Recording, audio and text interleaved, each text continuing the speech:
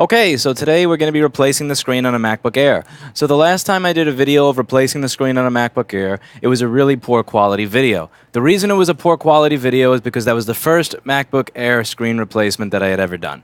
So that was not designed to be the best MacBook Air screen replacement video. I did that video after seeing a bunch of posts on this iFixit thread saying, "It's impossible, you have to replace the assembly."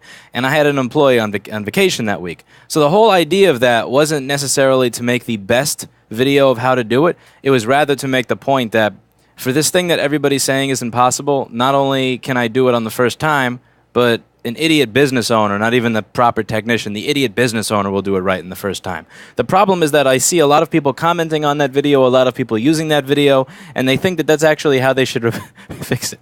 And the thing is, that was a terrible video, god-awful video. It was great at the time, back before a lot of people knew how to do it, but yeah, it's 2016 now.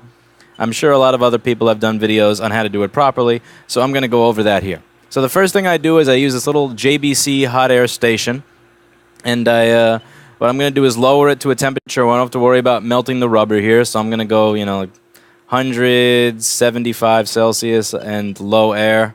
I'm just going to go around it a little bit. Now, the thing is, I'm not looking... Let me just lower the air a little more here. I'm not looking to really do much other than warm it up, like a just really basic warm-up. I'm not looking to actually melt the adhesive with this. You're going to see how I plan on melting the adhesive in a second. Just going to go over this. And I plan on being interrupted multiple times over the course of this video. Just going to go around the MacBook Air here. Going around it, around it, around it. And I'll notice how I am a little faster when I go around the webcam, or I dip because I don't feel like burning the webcam. It would be really stupid to burn the webcam, particularly if you're using a heat gun or something where you can't really adjust temperature. Now what I'm going to do is I'm going to put this to the maximum temperature it goes to, which is 450 Celsius, really hot. And I'm not going to use that on the computer. I'm going to use that on this little tool here. This is one of these... It's the little Utrecht art supply store spatulas. The code on it is 03117-1019. So I'll put that up here. I'll get my face out of the way so the camera goes off face focus and tries to focus on what's in front of it. Who are we kidding? That's not happening. So I'll just turn on manual focus for a second here so that you can see exactly what that skew looks like.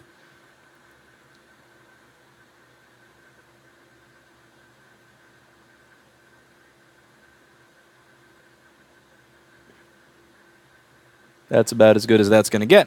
So now we go back to the regular focus. So what I'm going to do now, I don't heat the bezel. Because again, this is how people start burning the rubber trim. They're heating around there and they're not paying attention, or they forget something, and that's how this gets screwed up. So I have this tool inside the nozzle of the JBC. It's shooting 450 Celsius air into this at a really high airflow. And I'm just going to burn this thing to hell. So I'm putting a lot of hot air on this. I'm going to make sure that this thing is like a little burning little rod. So now what I do is I am going to... Here. I usually do this on my lap, but I can't do it on my lap because if I do it on my lap, you won't be able to see it. So now what I'm going to do here, and the reason I put the camera a little close to me is so that I can zoom in so that you can actually see up close what I'm doing with it. That's just... Sorry for all this shaking. So anyway, so I'm just going to go back to this. Make sure this is nice and hot. I'm going to turn off the face focus on the camera because there's no need for face focus right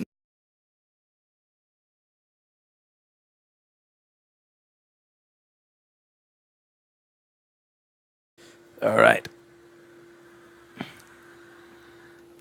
So I'm just going to go make sure this is nice and hot. Freshly hot.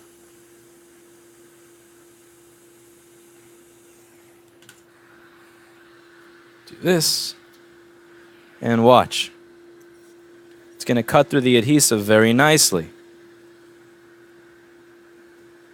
Well, it's not going to cut through it nicely because I'm trying to record it cutting through nicely. See what it does? Also, don't touch the metal right now. Remember, I heated that metal to 450 Celsius. That would be pretty fucking stupid to touch that. So I'm just... See how it's cutting right through? Just move this keyboard out of the way so I can get this in... I love how the camera's trying to focus more on the keyboard in front of the MacBook Air than it is focusing on the MacBook Air. It's going to go like this. I'm going to go right around it. I'm keeping my MacBook on top of this nice thick paper towel that I have here so that it doesn't get scratched. Remember, I usually do this on my lap, and I do it with the machine, I usually do it with the machine like this so I don't have to worry about any of that. But again, you're not going to be able to see anything in a video if I try and record that way, so I'm doing it on my desk. But I would advise not doing this on the desk because it's a great way to scratch the back of the machine. And if you scratch the back of the machine, people will scream bloody murder. All right, so now, probably going to go to manual focus because the camera's tripping. Let's see, here we go. Manual focus here. Focus on what I want you to focus on. There we go. It's not following. Now, once I get to the point to here, see how I'm lifting up a little? I usually don't lift up because I don't want to risk bending the bezel. However, I'd rather risk bending the bezel over there than destroying the camera. It's very easy to knock off those little SMD components in the camera. So I keep going, I keep going. I'm touching it by the metal now because it's kind of cooled off a little bit so it's not burning me. And I have so many calluses on my hand at this point just from doing this stuff for all these years of my life that I honestly can't even... I don't even feel when I'm getting burned anymore half the time. So, going to go over here, and we're going to continue down. Now I'm feeling that I'm hitting a little bit more resistance because it cooled down, but whatever, I'm good. Okay, now we're doing the bottom. This is going to be hard to get on camera because I usually do it like this, and I pull, which means I have to be a lefty. Oh, that sucks. I'm not. I mean, no offense on you if you are a lefty, but I'm not, so this is going to be bullshit. Yeah, this is some bullshit. If I'm going to be a lefty, I need some more heat. So we take this again. Nice and out of focus. Great video, great quality of video production, asshole. Great quality. Now 50,000 people get to see that I don't know how to use a fucking camera. All right. 50,000 subscribers. That's insane. Sometime around December of 2015, I got to a point where I was gaining 150 to 220 subscribers a day, and that's just unreal.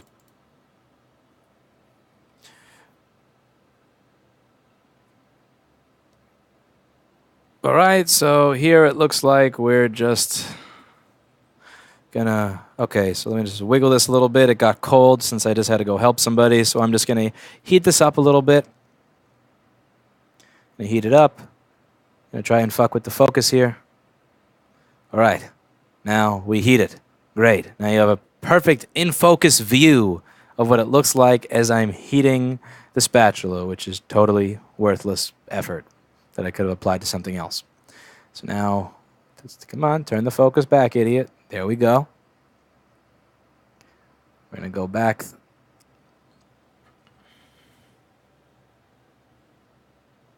What fun. Also, one thing to note here. See the spatula? You don't want to bend it. You don't want to yaw it to the left like that while it's under the bezel. Because if you do that, you wind up bending the bezel unnaturally, and that is going to just cause all sorts of nightmares and hell. So I'll do a tiny bit of it here so you can see what I'm talking about, but not enough to actually bend the bezel permanently. This is another part of the game. This is another part of this shitty early 1980s crappy ET-like game. This is not like the bezel to a Lenovo where if it bends back. This is not like a bezel to any other reasonably designed laptop over the course, of the last 10 or 20 years. This is a fucked up game that Apple plays. If that bezel bends even the tiniest bit, it will be permanently bent in a manner where it will never go back properly, no matter what glue you use, no matter what tape you use, no matter how hard you press. So be very, very careful with this. And trust me, they'll notice. They'll notice if it's bent anywhere, especially at the bottom. They will notice. So be very careful with this. Just gonna keep walking our way through. Okay, a little bit more heat. This section over here is the biggest pain in the ass. The bottom right corner where you started. This part sucks. It just sucks. There's not much I can say about it.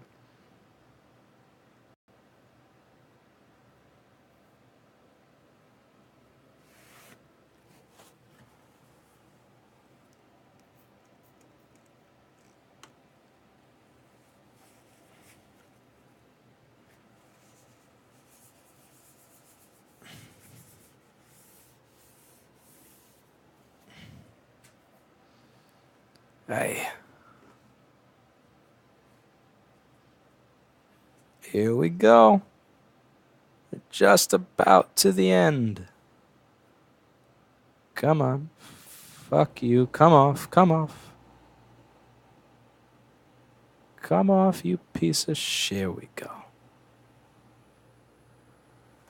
There we go. The bezel. Bam. It's off. And we put this aside for now.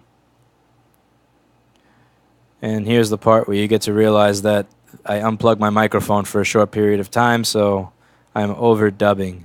Yep, you just caught me. You just caught me. You saw my lips moving and you didn't hear anything. So this is the part that really sucks. This is the other part of this shitty game. So I want you to take a look at this. You may think there's only 2 screws over here, right? There's not. There's 7. You know why you can't see them? Because Apple decided to cover the screws with black fucking tape. Yes, they decided to cover a piece that you need to remove to fix this properly with black tape. That looks like just, you know, nothing's there, right? There's nothing there. No, there's a fucking Phillips screw behind there. This is bullshit. This is one of, again, of all, when I criticize Apple construction, the way Apple puts together these products, there's a reason for it.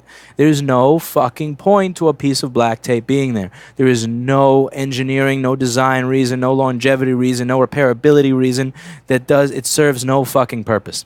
So what I do up here is I use the magnets to hold the screw. Don't put them down on the table. It's an easy way to lose them. If you're doing this at home and you don't have a set of magnets, put them on the top, right where that set of magnets is on the top. It'll make life easy for you. Remember where all your screws go. And this is a big issue. You know, again, when it comes to things like this, it's not as big an issue as it is with, let's say, the iPhone. With the iPhone 4 CDMA and the 4S, oh my God, you have a board that is dark in color, and in the corner of it, you cover the screw that's holding the board in place in the foam with a piece of black fucking tape.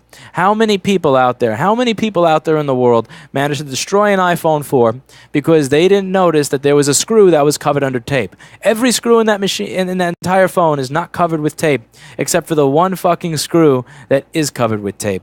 So people were probably trying to lift the board out of the phone. They thought it was stuck. They ripped and they pulled and then destroyed it. All because of this stupid shit. It's bullshit. It's fucking bullshit. And now we return to the part before I overdubbed. When it comes to things like, let's say, the iPhone, you know, how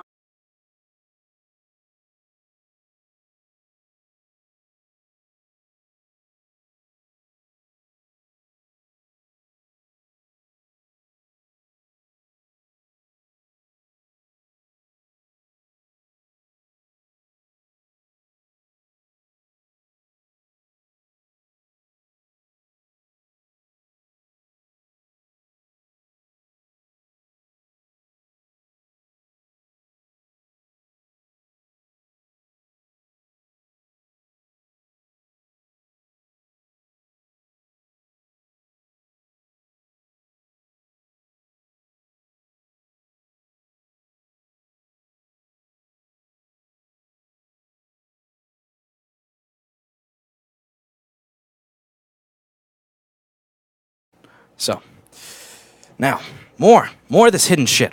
See this over here? It's like an optical fucking illusion.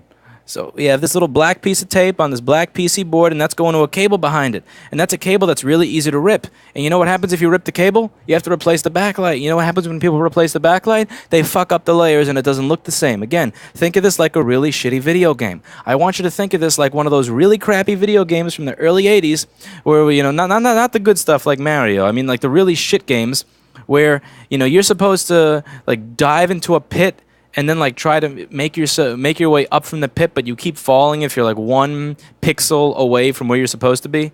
There was this game, I think it was E.T. or something like that. It was one of the worst games of all time where you have to try to make your way up from a pit. Repairing Apple products is very much so like those video games.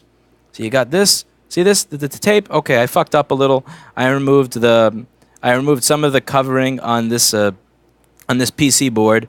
But this PC board goes to a screen that I'm throwing away anyway, so fuck that. So I'm also, to make life easy, I'm just going to cut this off.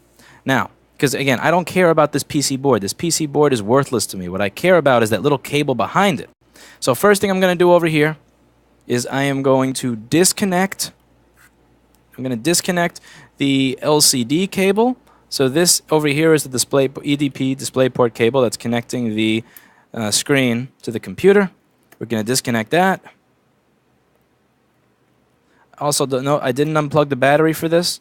There's a big idea that I have to unplug the battery for this, and I'll go over why that's BS later. And then what I'm going to do over here, see how this cable bends around? It's really, really confusing. It's a confusing little nightmarish mess. What I'm going to do here is, let me just make sure I get this in focus for you. Let's see, how much zoom do I get on this camera? How much zoom does $2,300 get me? That's a good amount of zoom, I think. Okay, let's get some focus going on here. Focus in the right section. Here we go. Now, there's a latch that has to come up. Don't rip the cable. Don't pull the PC board down all the way or you'll rip the cable. Remember, this is a video game. And if you rip it all the way down, you lose. So I go like this. Usually I'm not doing that at this angle, but, you know, I can't mount this camera on my head, so this is the best I can do. And then I gently pull the cable out. It's not going to want to come out, so I'm going to hold the PC board down, jimmy it a little bit, and bam. Now, the next important thing is going to be to make sure that that shit is not still taped over here. Because look, I'm pulling the PC board away, I'm pulling the screen away, whoops, I'm ripping the backlight flex. No, we're not ripping the backlight flex. Fuck that. If you rip the backlight flex, the Apple engineers win, and you don't want the Apple engineers to win. They're douchebags. So, we're going to zoom back out. Okay? Now we have to get this fucking screen out of the case. So, this is the other fun part here. So, we're going to put the machine like this. Now, the way I'd usually do this is I'm going to pull up like right over here. So, I keep this metal thing on. This metal bar on the bottom is glued to the back of the screen. Apple loves their glue.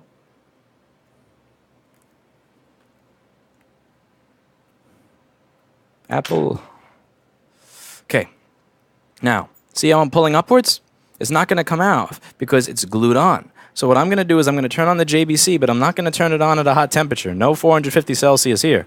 I'm going to put this to something like maybe 170 Celsius. I'm going to turn the air down to like 58%. I'm going to do this from far away. I'm going to be putting a tiny bit of pressure. The reason I'm putting this pressure, the reason I'm pulling like this, is because I don't want to rip it, I don't want to crack it, I want to put a tiny bit of pressure so that as the adhesive loosens, it's going to slowly come up on its own. The idea here is patience. Here you'll be able to tell if there's anything in your life that's been pissing you off or annoying you, because anything that's been pissing you off or annoying you is going to cause you to crack the screen and not have it come off in one piece. So if you are not at peace with yourself, you will not be able to remove this in one piece. But removing it in one piece is what you want. You don't want to be in a situation where you're removing hundreds of little pieces of cracked glass.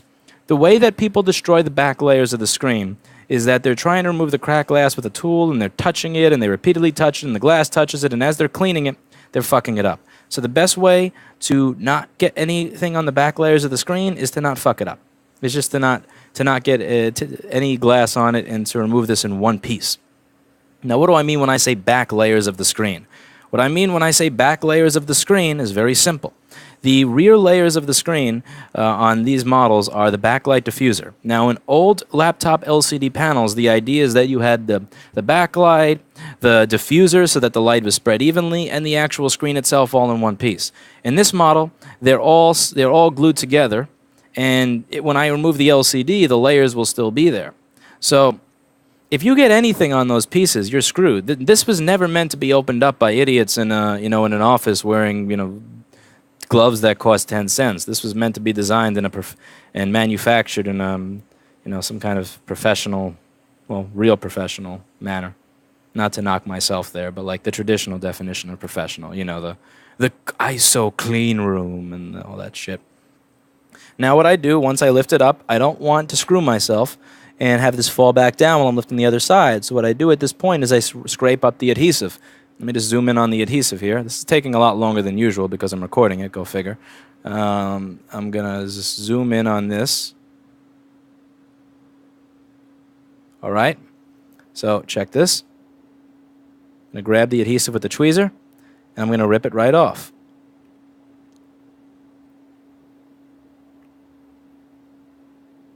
Okay, I'm going to try and grab it with my hands.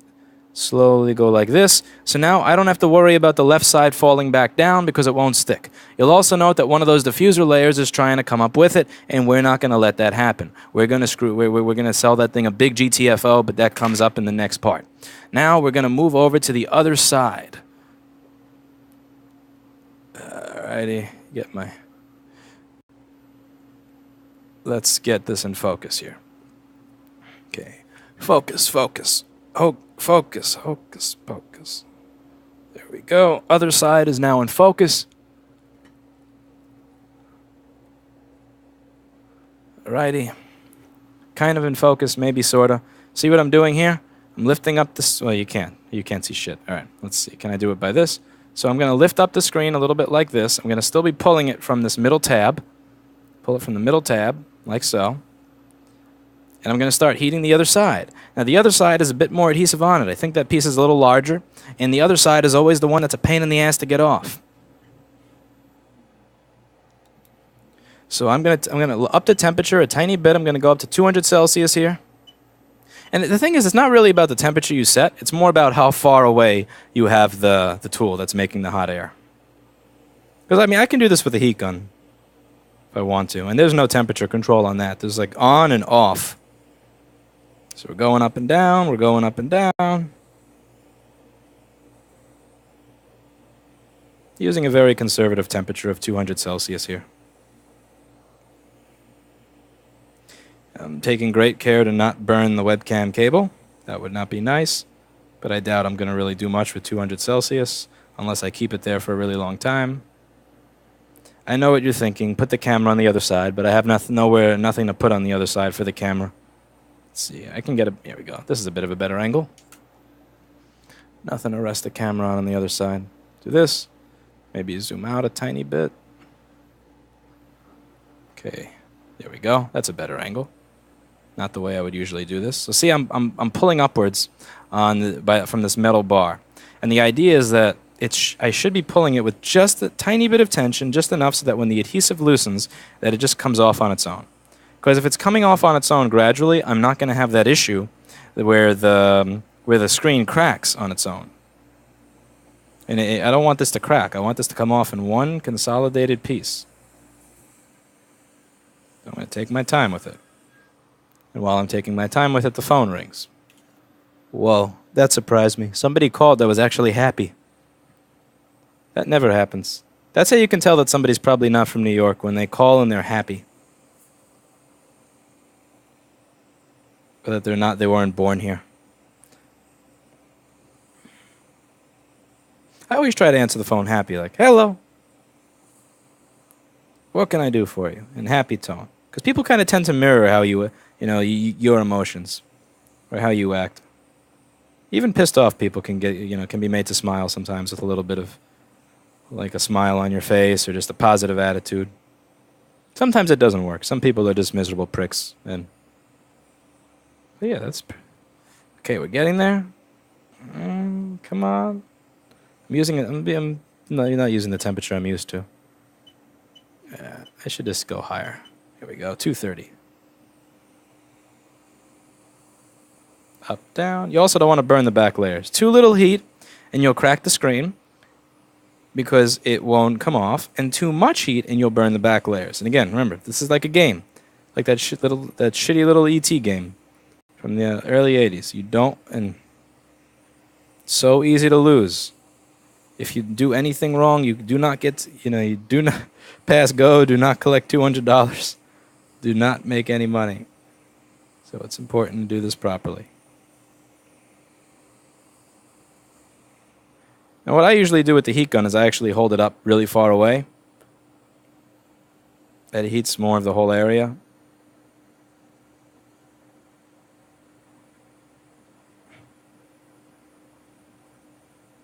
I should just grab the heat gun, but I think I'm out of outlets here.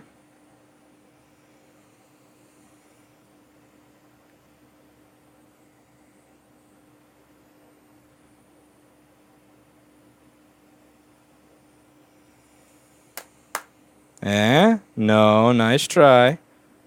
Okay, less tension. This is actually better done with a heat gun than it is with this.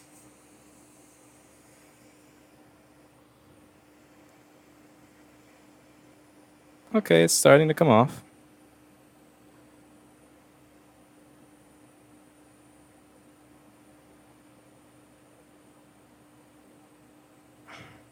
It's the same principle of what I did on the other side. It just takes longer and is more of a pain in the ass on this side. Now, one of the things I like to do, once I see that a lot of it has come off, is actually start removing the adhesive. So see how much of it came off? See, I'm going to take this adhesive and pull it off. Because if I can rip the adhesive off, then, it's not going to stick back down. And sometimes I get lucky and I could rip the adhesive off all the way up. Sometimes no such luck. Okay.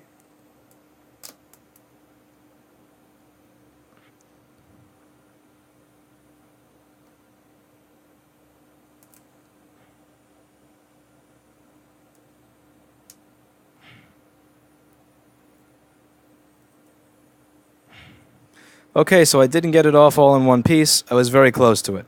But that doesn't mean that I lose the game. So check it out. Take these tweezers, and I'm not trying to grab the glass. I'm actually trying to grab the adhesive. Because remember, the glass is stuck to the adhesive, right? So if I can just grab the adhesive up all in one piece, I have nothing to worry about. Sometimes I win and I get it all off in one piece, and sometimes I don't win. But just because I lost this one level doesn't mean that I lost the game. See, I'm trying to get it off by the adhesive. I want the glass to stick to the adhesive, not run away and get on the layers. Okay, so far, just about all the glass has come off with the adhesive, which means that I haven't gotten any of it on my screen. Good stuff here.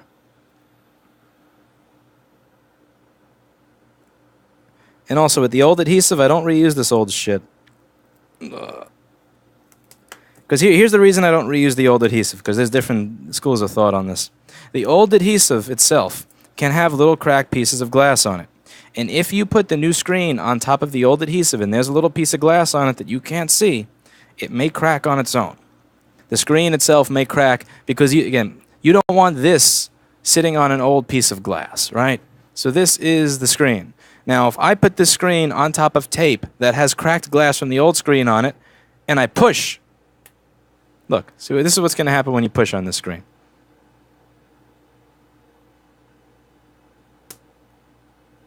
You don't want this stuff happening. It's very fragile. This is a really fragile screen. You don't want any cracking to occur. Now, so I'm not going to reuse the old shit. Not reusing the old adhesive. There's too high a risk of it having something on there. And again, the last thing you want in the world is for a customer to come back to you and say, the screen cracked on its own. I didn't do anything. And the reason that I can be 100% sure that when somebody says that they didn't do anything and the screen cracked on its own, you know why why I have such confidence that they're bullshitting, that it's just not true? It's because I didn't leave any of the original adhesive, and I go over this thing with a fine-tooth comb to make sure that there's no glass left on there. Now, I'm going to use this clear tape, this red tape over here. The reason that I use this clear stuff instead of the black stuff is because user error, is a big risk here. There's big risk for user error. So while I'm putting this stuff on, right, it's very easy to put it on and perhaps misalign it a tiny bit so that this is in the range of the screen. Now, if you look really closely at almost any LCD screen in existence, you'll notice that there's a little black border around the screen. And that black border is actually a little bit of a safety net for me here because I may get the adhesive inside the black border. God forbid that it goes a tiny bit beyond the black border and it's actually in the visible range. If the tape itself is clear, it's not going to be as noticeable as if the tape is black. In an ideal world, you wouldn't get any tape in the visible range. But again, I don't live in an ideal world, and I certainly don't have ideal hands, so I do what I can with what I have. And the clear tape helps me to avoid looking like a fucking idiot. So I put it all the way around. Again, I don't want the screen falling out of the frame. I don't want people saying that the screen's going to fall out of the frame. And I'm not reusing any of the original tape because I don't want there to be even a 1% possibility of any glass being in here. If there's glass in here, then I'm screwed. And I have if I screw up and I see that I screwed something up, I will give people a new screen for free. And the reason that I just have a great confidence that the screen didn't crack on its own is because I put it in, taking this extra time to not reuse the old adhesive. So, do this. Okay, did I put the tape on the best? No. Okay, sometimes the tape may not make the best path. So it doesn't go on perfectly straight. So I'm just going to correct it a little bit. Didn't go on all the way straight. That's fine. Again, you shouldn't touch this even with gloves, but I wear the gloves just in case. Don't want to get any fingerprints on there. You can't clean it. If you take a microfiber cloth to try and clean stuff off of this, it will just get worse. There's no cleaning this. There's nothing you can do. If you get a mark on this, you're done. Don't even try. Okay. Now at this point, I'm going to turn it around. Now, there is the small possibility of there being dust under there. So what I do is I'm going to get the compressed air. I'm not going to seal that part with tape just yet. So I'm just going to walk up and get the compressed air, turn it on, and be right back. Okay, so for those of you with an air compressor, small size, small nozzle, I would say somewhere around 50 psi is the max you want to be at. I usually use it at 25. The only reason I'm using it at 50 to 60 is because I have some degree of control based on how hard I press this. So I'm just going to do a little bit of this. Now, before I apply the last layer of tape, I'm going to put the screen on because I can't see the dust as is. It's hard to see the dust on this background. So when you're replacing a screen on, let's say, a unibody, where let's say you're just replacing the glass and not the LCD itself is black, so it's easier to see the dust if there's any dust present without any type of illumination. But since this is clear, seeing the dust, which is usually a light color of gray, is very, very difficult without the illumination. So what I have to do now is I have to remove this little bar from the bottom of the screen. I'm going to put the screen down here. I'm going to plug it in just so that I can get the brightness to go up on here so that I can see the light turn on so I can see the dust. But I'm not going to put the screen in yet because I may have to blow some of the dust out from the side. So what I'm going to do here, I'm going to heat this thing up. Here, I don't really care about damaging the old screen because the old screen is a broken old piece of shit that's going to go in the e-waste container anyway. So I'm just going to put the temperature ridiculously high on the JBC, the air ridiculously high on the JBC, and burn. Burn.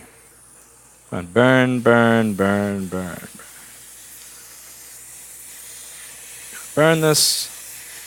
This little metal bar is important.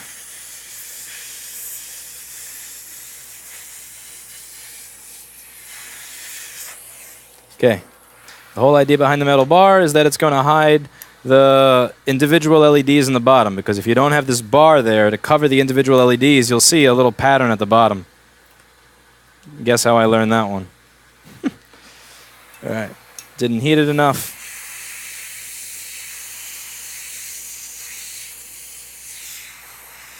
Worst cameraman ever. All right. Comes off nice. It's going to have adhesive on it, and the same rule applies. When removing, don't reuse the old adhesive. Don't be lazy. This is going to fuck you. This is going to fuck you very hard. If there's any glass on that old adhesive, and again, sometimes you can't see it. You may look at it really quickly and say, I don't see any glass on it, I can reuse it. You don't see it now, but when somebody comes back 6 months later and says, my screen cracked on it, and you take it apart, and you look right where the crack is, and you see that there's a big pink piece of glass, you know, the few seconds it saved you is not going to be worth it. So I'm going to put this on, and then I'm going to get the new screen. And turn off the JBC now. There's no need for it. Okay, now we're going to go back to those screws, those lovely screws that Apple covered in the fucking tape from earlier in the video. Let's just go over here. Do this. And I'm going to place this down here. Place this down here.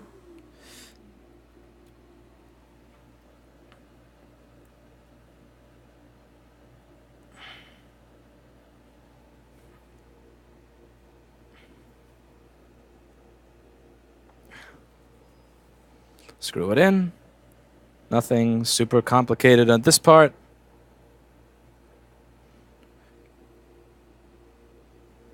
This takes so much longer on camera. I have to keep looking at the screen and making sure that I'm not hiding stuff, that you can see everything.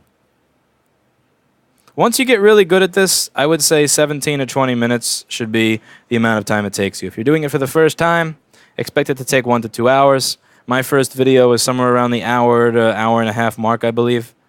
Oh, wrong screw. But the silver screws with the tape are the ones that are going into this bracket. Also realize, the large screw, there's 5 screws down here. The large one goes all the way on the left and all the way on the right, and the regular size screws go in the 3 middle screw holes. Remember, you got to have a different size screw for everything. We're Apple. We think different. You got to have a different size for every single fucking screw for no good reason. Think different. Don't even think at all. Okay, so we have the new screen here. So the first thing I'm going to have to do is take this tape, do the same thing. I'm going to put a layer of new adhesive over here, not the old shit. And that's going to stick the screen over here. Again, I prefer to use the clear tape here rather than the black tape, just because, you know, if you screw something up, I'm not saying you should screw something up, but if you do, because you're human, it won't show up as badly as it will if you use black tape. If you use black tape, then you get a really obvious reminder that somebody screwed something up, and that's no fun. So we take this, we do this, and we peel it, and we're good. So now the fun part is going to be plugging in the connectors. This is the part that sucks. This is the part that sucks. Okay. So we do this. We are going to... this is going to be hard to get a good camera angle on. Let's see if I twist it around here. Okay, we do this. Here we go. How about now? Alright, so the first cable that I plug in here is going to be the LCD cable. This is not an LVDS cable, it's an EDP DisplayPort cable. So EDP DisplayPort. Now, I'm not saying this to be pedantic, I'm saying it because it genuinely matters for troubleshooting purposes. Yeah, this is hard. I gotta do it so that you can see it. This is so easy when I don't have to care about whether you can see. 'Cause I'm used to... Here we go. Now, the way LVDS works is what you're seeing when you have an LVDS signal, you have a couple of LVDS signaling lines, and you're seeing the difference between the lines. Whereas in EDP, it's just sending a signal. There's not the difference between the lines, it's just data. The reason this matters is because if you it's impossible for you to have a distorted picture on the screen because of a DisplayPort cable. So if you see a distorted image on the screen, it is impossible for it to be the cable. If you see the colors look fucked up on a machine that uses DisplayPort, it is not possible for it to be the cable because of how the protocol works. And I know that the filming here sucks. I don't have an assistant, so this is what you get. I got to finish this before the person calls screaming why it isn't done yet. So the point here is it is possible, but very rare, very, very rare, for it to be the cable. When you see funny colors or shit on the screen, it's very rare, but it is possible for it to be the cable with LVDS. It's impossible with DisplayPort. It's an all or nothing protocol. It's either there or it's not. Yeah, I just, recently got a lovely... There's one person that we told it was definitely the screen to, and we explained this entire thing, and we looked at him and we go, "Do you want to repair it?" And he says, "Yes." And then when we fix it, at the price that we told him, he's like, "Why did you fix it? I didn't approve." There's a nice, 15,000-page Yelp review on that, 1-star review on that whole thing. But it's very important here, because again, a lot of this, if you can explain it to your customers, it makes it easy. Sometimes you're going to have people that just look to screw you over anyway and just try to be a pain in the ass. But if you can explain the real technology behind the reasoning behind why something is to your customers, they're less likely to believe that you're just trying to screw them over. So that's why it's good to know some of this stuff. All right, so there's no way I can really get a good camera angle on this. I can try, but it sucks. Yeah, so plugging this cable in is a royal pain in the ass. I want you to understand that it has a fold in it, though. Can you see the fold? Probably can't. Let's see if I can turn the light on here, if that even makes any difference. Does the light make a difference? Nope. Oh, well. So this cable here has a fold. I want you to understand the fold of the cable. It's going down and then around into there. And if it's folded, if it's plugged in upside down, this shit won't work. That's very important. If you plug that cable in upside down, you'll get no backlight. Now, you can measure for backlight on backlight output, and you'll see something like 49 to 50 volts. And that's how you can tell that you plugged the cable in upside down. The reason behind that is that when there's no load on a boost circuit, if it's on, you're going to see a higher voltage than you would if there was a load. So let's say we're trying to make 27 volts for the screen. That circuit is being told we want to get somewhere around 27 volts to our LCD screen. And the screen is not plugged in. There's no load. So it's used to making 27 volts with a specific load. But if there's no load and it's being told to make 27 volts and it's expecting the load of a screen or a backlight, then you're going to see something like 49 volts. So that's a really easy way to tell that somebody didn't plug in that cable or that they plugged it in upside down when the bottom of the machine is off without having to take the bezel off and all that crap. If I see 48 or 49 volts on backlight, I know that it was plugged in upside down. Makes life a lot easier. All right, so now I'm going to turn it on with the screen not on the machine. I'm going to hold down Option. The reason I'm holding down Option is because I don't want to boot into an operating system and then turn it off while it's in the operating system and screw up the guy's operating system.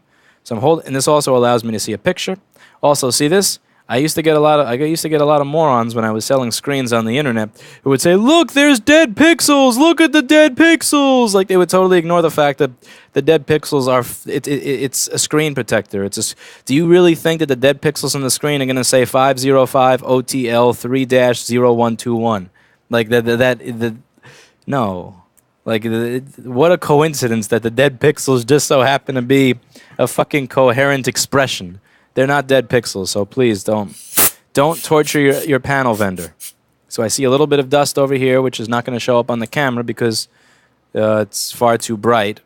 But yeah, I see the dust. I'm going to peel back. Even if you don't have gloves, you can do this without getting marks on it if you touch by the corner. Don't touch this by the middle of it. Don't touch this part of it. You'll screw it up. If you're going to touch it from the edge, from the corner.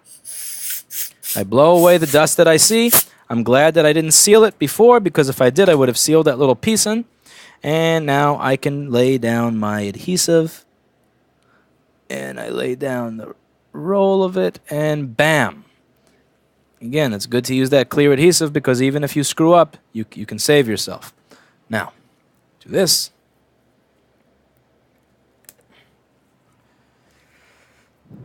Oh my... Okay. Okay, so I've got my adhesive down. I'm going to just peel this part off.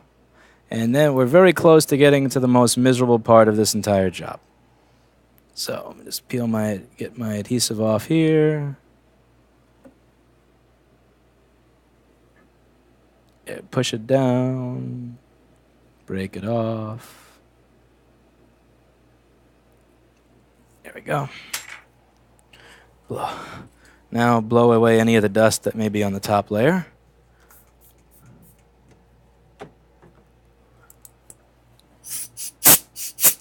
Don't use too much pressure. Resting the compressed air on my leg just in case I need to use it again. Here. Okay, so remove the first screen protector now. Also, I do this. You know why I'm going to do this? When the dust falls, because most of the time dust is falling like this, it's not going to land on my screen. Now I'm going to rip the protector off.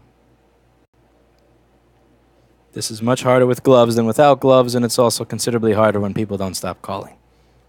Ah, thank God that person rang. It rang once, and then they hung up. Oh, no such luck for me. Never mind. Be right back. There was the same person that called 3 hours ago that I said no to on something being cheaper, and they called again just to try again. Good thing, very good thing that free PBX is a blacklist. I use that feature all the time. I mean all the time. All right, so back to where we were before being interrupted. Just going to take off the first screen protector. There's no dust here. We're nice, and here we go. And bam, now you're going to have to make sure that it's on there evenly. So there's going to be these, I wish I could show it to you on camera, but I just can't because I'll screw it up if I show you while I'm actually doing it. Okay, let's see. Can I get the zoom in? Okay, now I just got to try and focus this. There's going to be these little L-shaped indents in the corner. You probably can't see that. Sorry. It's a different color than the rest. So it's up in there, and that kind of shows you where to put the screen. If you don't follow those indents, then the screen will go in lopsided and you'll be screwed. Another thing is to make sure that your adhesive tape does not go over the light sensor or over the webcam, or else, you know, the keyboard will start turning on even when you're in a well-lit room. And so I push the screen in like this. Oh, I have to zoom out so you can see that. Push the screen in like this. Bam. I rip off this part of the screen protector. I'll rip that off in a second. Now for the outside, I use this black tape because I don't have a wide version of the clear tape here. I usually do. For some reason, I don't now. And also, I don't have to worry about this potentially going into a visible area. So just nothing nuts here. Now, the one part that really sucks, that I hate, is removing the old adhesive from the old thing. That's just one of those Foxconn jobs that I really, I don't want to do. Like that belongs to somebody who makes $1 an hour in China. I hate that stuff. And if you want to make fun of me for saying $1 an hour in China or $2 an hour in China or stuff like that, don't be mad at me. Be mad at yourself for buying the products that are designed in that fashion. Yeah.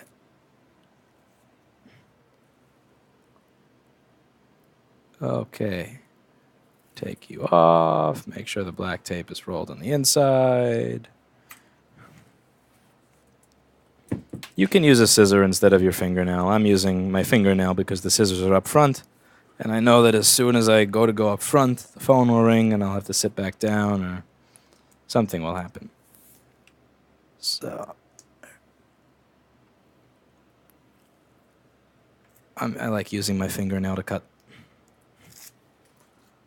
this stuff. Okay. Okay, we get a nice, good adhesive all around. Don't use super glue. Super glue has its uses. It really does. There was this one person, I think Ali Kazmucha or something, that said on this thread many years ago, you shouldn't be in this business if you use super glue, or you don't deserve a job. And it's like, all I can think to people who say that stuff is, go fuck yourself. Seriously. Because you can't tell me that there's no use for something ever. And that I shouldn't be here if I use that. Because there are times where super glue actually is a legitimate tool that does make sense. The problem is that 99% of the time, and this is one of those, 99% of the time, super glue is bullshit. It's being used by people who don't have tape, but they have super glue somewhere in their kitchen drawer. And this is not where you use super glue. The thing is, the super glue doesn't cure fast enough, and it's not flat. So you have all these little glotches and globules and garbage, and it doesn't really stick. Like as soon as you stick something to this, it's stuck instantly. It doesn't bulge out because it's a thin tape. The super glue bulges everywhere. It's hard to remove. The fumes it emits when you heat it to try to remove it are awful. It's just really bad shit. So don't use super glue here. Does super glue have a use? Absolutely. It has many uses, and I've used it for this job. For like the field of laptop or portable device repair. It does have a use, but you should be experienced by the time you're using super glue. Don't just like take it out because you don't have any experience and that's all you have in your kitchen cupboard. All right. Now I go over any of the little spots that I missed. Yeah, I'm one of those freaks that likes to have the adhesive everywhere. I know. Call me crazy. I like bezels that don't pop off. I want this bezel to be sitting here 25 years from now. I want this person to be able to travel to the equator and for the CPU to overheat and the computer to die and of being burned, and for this bezel to still not have ever come off the computer. Also, here we go. That would make me happy. So I go over all the little regions where I may have missed it. It's not really necessary when you have adhesive that's this strong to begin with, but just any area that I may have screwed up. I like having bezels that are OCD proof. Like, I dare somebody to spend 30 minutes staring at the fucking bezel correcting my work going, I don't want to pay because that doesn't look the way it did out of the box. Fuck you. It will look fucking better than it did out of the box.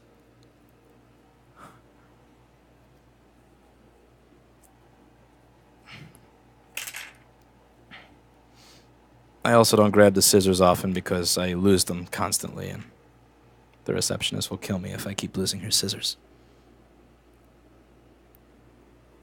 Alright. So at this point, we are set. Nice, uneven set of adhesive. Looks exactly like something I would do. Well, it's gonna work, so. Alright, so now for the least favorite part of this whole process, the bullshit part. The one that...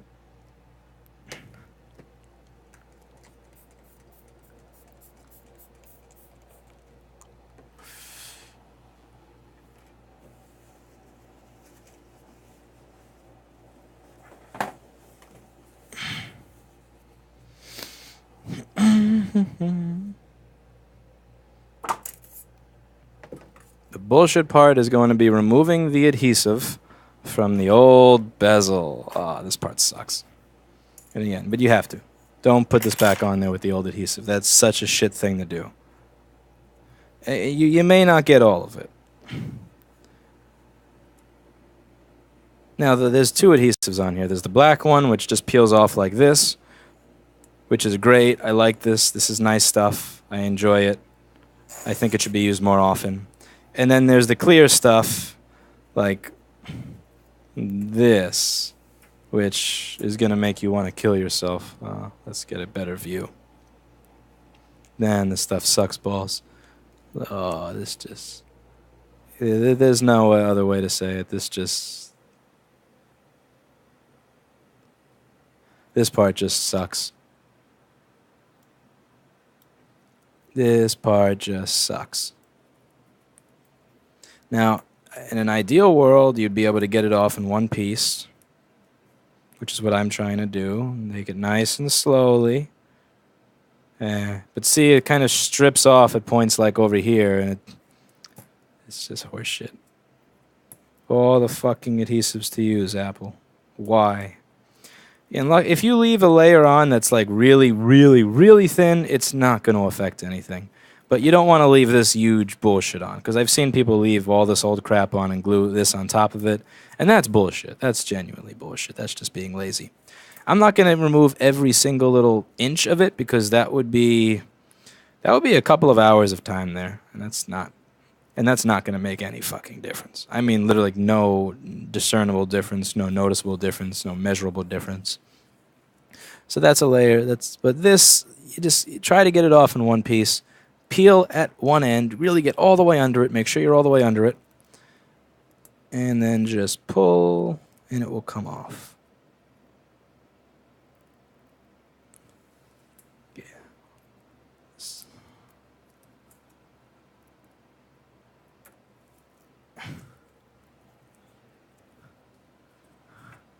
See how nice I am? I don't want the receptionist to have too much work when she comes in tomorrow, so usually I do all the boards, the salesperson deals with all the douchebags, and she does all the screens, keyboards, reassembly, stuff like that. It's a nice, well-knit team. But it would be a shitty thing of me to do, to sit here because I have no boards to fix today and do nothing just because, quote-unquote, this is not my job. Even as a business owner, it's kind of a shitty thing to do. One of the things you'll notice is that the people, like I've had a lot of people over the years, and there are a lot of people that have said this is not my job, and oftentimes the people who said this is not my job were actually correct in that something was not their job. But all the people that I've had that have stuck around, the people that are like still are employed, were the people that never used those words. This is not my job. Just something to think about if you work at another company and you want to know why you haven't, why you haven't made it where you want to yet. Because here, admittedly, at this type of company, it's not exactly like there's a bunch of room for advancement. You know, it's a small neighborhood repair store. But I mean, the same thing applies to a lot of other businesses. I mean, if I'm really passionate about the company that I work for, there is no such thing as this is not my job. That really, there's nothing that demoralizes a company or its employees or its management faster than just hearing people say that's not my job. And sometimes you may be right. Sometimes you may be right. You're dealing with a lazy prick that's not doing their job, so you're saying it's not my job to do something. But if you see that everybody else is busy and you have shit to do, I mean, a little bit just goes a long way. It comes back to you later. So, you know, the more you say this is not my job, the more you may notice down the road when that you don't have a job.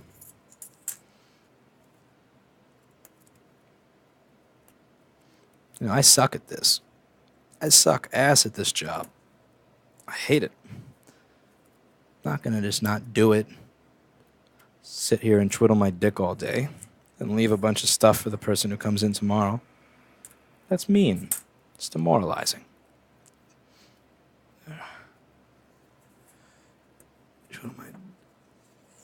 Okay.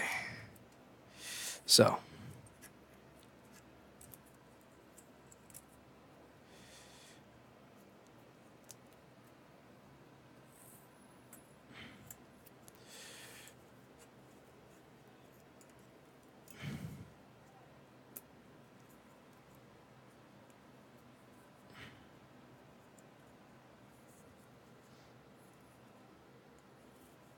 My cheap ass glove broke. Oh well. That's its way of saying you've cleaned enough adhesive. Thank you, glove, for giving me a little bit of time off. Okay, now it's time to finish this.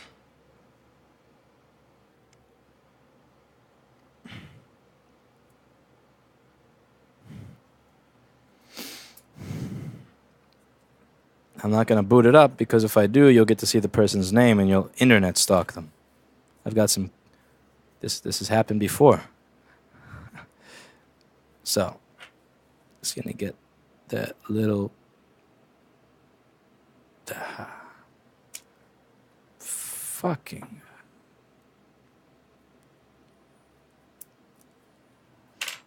Yeah, this is why the thumb in my glove broke.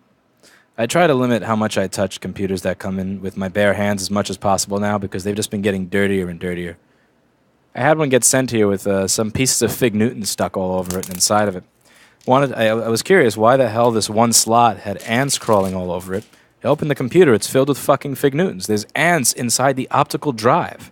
There was an ant inside the sealed part of the optical drive. It stunned me. Like the nasty shit that people put inside these. So I don't touch this stuff anymore with my bare hands just because it's too fucking disgusting. You know, it's worth it for me to buy gloves. So make sure the webcam is aligned. Make sure the corner is aligned. Don't put the bezel on top of the rubber trim. That's no good. So you're just going to push it down with your fingers a little bit. Not too much. And then after that, I just use a paper towel and alcohol, Windex, you know, something like that. I like alcohol because it evaporates quickly, and I move back and forth. The reason I use the alcohol is because it just takes away some of the friction and allows me to push down harder. And it also cleans off the bezel in case I got anything on it while I was working. Do this.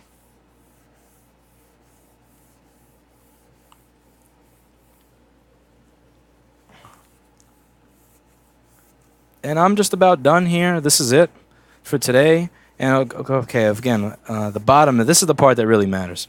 Because the part that kills me, the part that will drive me nuts is when I see a gap between the bezel and the bezel and the frame. It drives me nuts. So that's why I work so hard on putting the adhesive on properly, removing the old adhesive, but above all, also putting that extra row of the thin adhesive on the top. Because if I don't put that extra row of thin adhesive on the top, it will move back. And there's just nothing nastier to me and no sign of shitty work more than having a gap over there. Sometimes the way they broke it, you may have a gap over there, but very rarely. And that's about that for today. So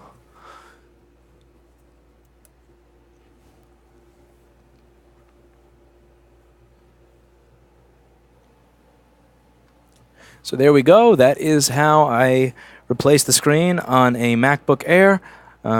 Slightly different than how I did it many years ago. Hopefully better than how I did it many years ago. And yeah, that's that. If you have any questions, feel free to put them in the comments. And yeah, that's it. Last thing I forgot to say. When you're done with this whole process here, you're going to want to calibrate the screen. So what you're going to want to do is log in. I know you're going to have to get the password from them. They may not trust you. If they don't trust you with the password, that's totally fine. Tell them they can calibrate their own screen, and that if they want to complain about it looking bluish or purplish, that's on them. You're going to go to the upper left corner, Apple, the little Apple icon, System Preferences, Display. You go to the Color tab, and then you're going to choose Color LCD. There may be multiple listings of Color LCD. Choose the one that looks like it makes the most sense, the one that looks the least like crap, and the one that looks the way it did before the screen broke. Sometimes you'll have to adjust the calibration or else it'll look funny, and you're going to have people that go, I don't want this. It doesn't look right. It looks bluer than it is before. Particularly if you're a mail-in business that doesn't have the opportunity to ask the customer for their password, particularly if you're a mail-in business that doesn't have the opportunity to interact with the customer at the time that they pick it up. And since you're not there to interact with them, they may start becoming more and more paranoid, think you screwed them over, think you gave them a knockoff screen, blah, blah, blah, blah. Just include a little note in the box that says, you didn't provide a password, and we have to calibrate the screen. Here's what you can do to calibrate it on your own so that you don't wind up with some one-star review because, you installed a knockoff screen. If you're watching this and you're not a repair store and you are an end customer, realize that there are no knockoff screens. With iPhones, there are knockoff screens everywhere. With iPads, there are knockoff screens everywhere. With this, there is no such thing as a knockoff screen. Nobody is advanced enough to produce a knockoff screen for this. It's impossible. It's not even in the question. If the colors look funny, it means that it's either broken or that it's not calibrated. So just remember to calibrate it at the end, and you'll be good. You'll be set. Hopefully this has been informative. Have a nice day.